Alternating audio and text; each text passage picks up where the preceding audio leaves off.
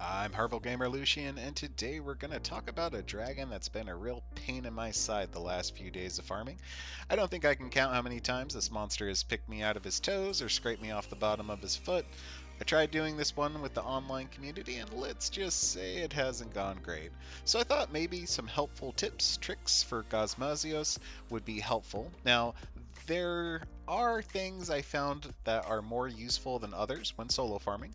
Some of these you may think will obviously, others not so much, but hopefully at least one of these will make your hunt a little easier. So let's jump in and talk about that. Let's go over the prep though before we actually get to the fight itself. Alright, so let's talk about what prepping entails for this fight specifically. First, make sure you have the right setup when it comes to the fire elemental weapon for the first phase and the dragon elemental weapon for the second or third phase, I guess, depending on how you want to look at it and break it up. Bring weapons that you're comfortable with, that's kind of important, as this probably isn't the best hunt for trying that shiny new weapon that you've been wanting to learn. Personally, for me, dual blades have been the easiest to farm him with. But anything you feel that you can comfortably pull off your adept evades or your blocks or your counters will work, since you'll have those for those moments. Make sure that you have an item loadout that has all your try hard items in it as well. This usually will include your mega demon drugs, your mega armor skins, your demon and armor powders. We'll kind of touch on those a bit later. Dash juice, max potions, and cool drinks. And then if you don't normally carry all that, you can pretty easily just make a loadout, so that way you can quickly load this and take it with you as much as you need to farm. And let us not forget those sweet food buffs. Thankfully, there is a festival going on at the time of Gogmazios' release, so this will be your go-to for the food. But if you don't have any meal tickets, you can eat your own food. Keep in mind, even if you are watching this and it's a much later date down the line, any of the holiday events that they have in the Gathering Hub will have their own feast and vouchers to go with that feast. Personally, if you are eating your own food, I go with the veggies for the defense and elemental resistance, garlic for the moxie, i.e. one extra life basically, and honey for that slight increase to healing. Another option is to keep an eye out for any of the villagers inviting you to dinner, as this can also be a great food buff if you don't have any available for yourself. While it may not be a food buff, but still a stat boosting buff you can grab is the Diva's buff. While the festivals are going on, Diva, as she is usually referred to, is usually singing in the Gathering Hub. If you are present at the end of her performance, this will give you a stat boosting buff. Now, you can keep an eye out for her by checking your map, and a timer will appear when her showtime is within the next 30 minutes when looking at the Gathering Hub, or it will also show when it is currently being performed. This one personally is a bigger deal to me than it might be to some, but changing your hunt to support hunters only. This is totally optional, but nothing is more frustrating to me at least than when you're doing great and then someone comes in out of the blue into your hunt, eats all your deaths, and fails the hunt. At least if you fail like this when you're playing with support hunters, you know it's on you and that you didn't ruin anyone else's hunt or anyone else's time.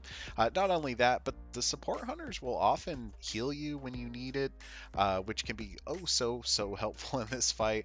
When they die, they don't lose any of your cards or death count from your limit, and who you choose for your support hunters is up to you, but I usually bring Kai for every hunt, as he does provide buffs and heals and pretty reliable KO in Elder Dragon fights where he can actually reach the head. The other two are kind of personal choice. If you don't know how to do this, it's pretty simple. Just go to your quest, go to your multiplayer settings, and select only support hunters. Then go down to select support hunters. Each one here will have a short bio and description of what they bring to the hunt, damage, heals, etc., and kind of just pick and choose who you want. Now, if you really want the old ancient Monster Hunter secret, you always pet your Poogie for good luck. Alright, so I feel like we did a good job of covering the prep. Let's move on to some of the basic tips while actually in the hunt. Again, some of these are obvious, but some I see many hunters just miss, and not in just this hunt, but hunts in general.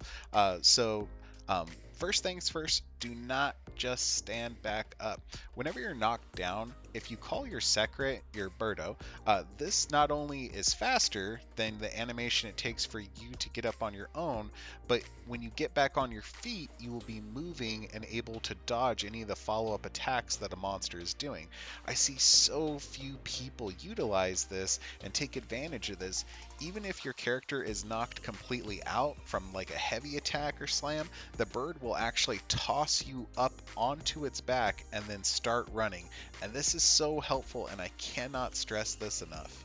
This one I feel should be obvious, but my friends included just kind of don't ever do this. So top yourself off.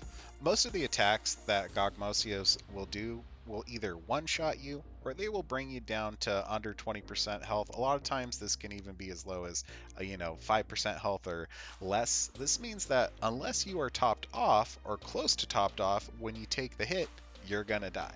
I realize this does slow down the hunt because you're gonna get hit a lot and then you feel like all you're doing is chugging potions, but unless you're going for a speed run, just remember you're here to finish the hunt, not to speed run it. So topping off your health can help avoid some of those deaths that you really didn't need to eat there. Speaking of potions, try using your demon powder and armor powder at the start of the first and the third phase, or I guess you could say the start of the hunt and then the start when you go and head to the very tippy top. This will not only buff you with a little bit of extra damage and a little bit of extra defense, but it also will buff your NPC party, which can actually be more helpful than you may think, and a little extra junk in your trunk will never hurt. So buff your party, buff yourself, every little bit helps. Now the game does give you tooltips and reminders for this, but using the environment. Each phase has multiple things that you can actually use during the fight to chip down some of Gogmazios' health, with most of them doing some decently chunky damage, so let's go over this per phase to make sure you don't miss any. So for phase 1, you do have the rocks hanging overhead in the cave. Make sure that he is close enough though to actually utilize these and drop them on top of him. There's also these ground fissures shooting up gas, and you can ignite these with pods laying around in the area, and these can also hit him. If you do get him over these, it will hit him for a decent amount, but I usually don't focus so much on this as I do just take advantage of them when he is already underneath them, or over them I should say. Alright, so for what I'm referring to as the second phase, you do have another one of the hanging rocks overhead that you can drop down on top of him, but don't forget to get him close enough to use the lever, which does have that ram attached to it. This hits hard. The hitbox for Gogmazios is bigger than you may think. One thing to note during this phase, cool bugs are on the wall, so if you need them, make sure you grab one, since the room is now heated and you will have your life slowly draining if you don't have a cool drink or a cool bug consumed. When you do manage to knock the beam rifle from his back, just know that you do not have to actually do anything with it. They tell you to use the tendrils and connect them in order to charge it, but your NPC party will slowly attach the tendrils, and all you need to do is fire it once it's fully charged. Be mindful of this though, because once charged, Gogmazios will eventually leave to the next area, so make sure that you actually use the laser, as it is a big chunk of damage. Otherwise, he can leave the locale without you actually getting a chance to fire the laser. And then we have phase 3, or the very tippy top, whichever you want to call it. Here you do have those two giant cliff sides on either side of the canyon available, and you can bring those down on him, which will knock him down for a second, get some damage in, and also hit decently hard themselves. The other part of this that I think is very useful is that when you're in the phase of him flying and you need to do dragon damage to seal his power, and you have to use those Weirvin rifle pods, make sure that you're riding your secret while you do this. That way you can stay mobile as those are charging and being fired at him, and you can use that to dodge some of those incoming attacks, because those puddles like to get you while you're trying to charge those up.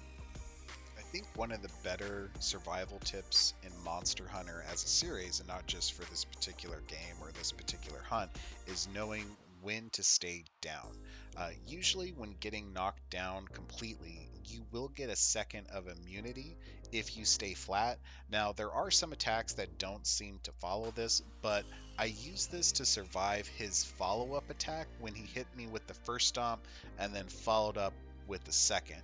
And just staying down can help keep you alive in times that would have otherwise killed you.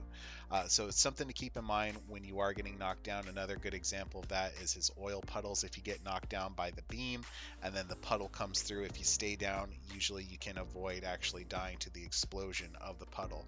Keep in mind though, this is only for when you are completely downed. That weak leg shuffle that you do from attacks that tremor the ground, that does not count. You would have to be completely knocked down for this to work when it does work. And I think the final thing to note for the third phase is when Gogmazios starts to glow and the NPCs tell you it's time to attack him, keep a close eye on what side of the monster that group of NPCs are on.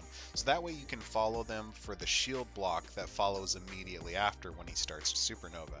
Now, in the event that he doesn't shield block you, because I've had this happen a few times before, there is the option obviously to run up top, and that will give you a little bit of safety, but those are a one-time use. So if you've already exhausted those, your last option is some well-timed max potions can actually allow you to survive through this.